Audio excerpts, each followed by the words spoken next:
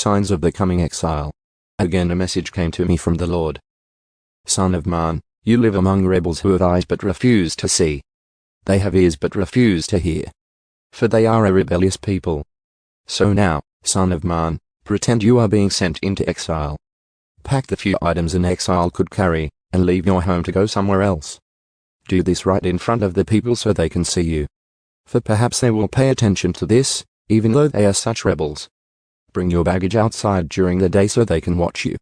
Then in the evening, as they are watching, leave your house as captives do when they begin a long march to distant lands.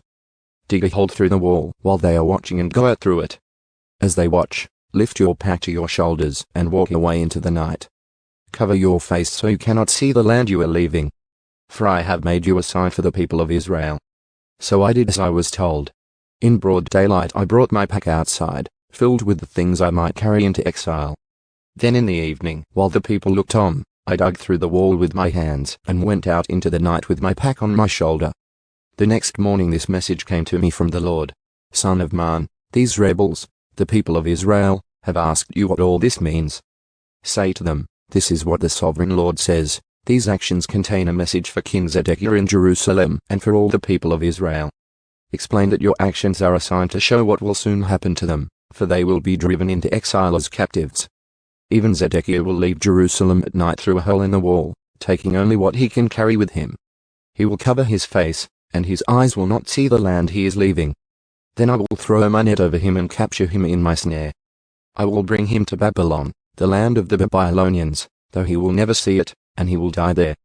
I will scatter his servants and warriors to the four winds and send the sword after them. And when I scatter them among the nations, they will know that I am the Lord.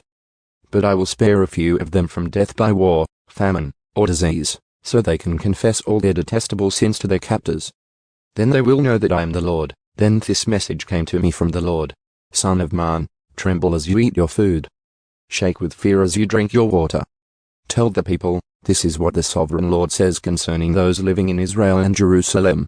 They will eat their food with trembling and sip their water in despair, for their land will be stripped bare because of their violence. The cities will be destroyed and the farmland made desolate. Then you will know that I am the Lord. A new proverb for Israel.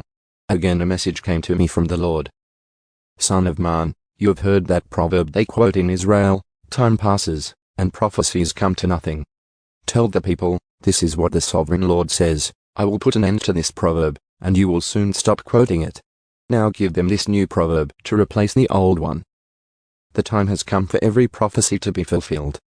There will be no more false visions and flattering predictions in Israel. For I am the Lord. If I say it, it will happen. There will be no more delays, you rebels of Israel.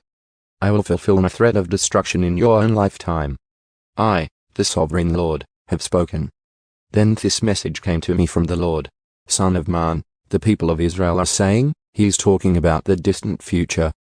His visions won't come true for a long, long time. Therefore, tell them, this is what the sovereign Lord says, no more delay. I will now do everything I have threatened. I, the sovereign Lord, have spoken.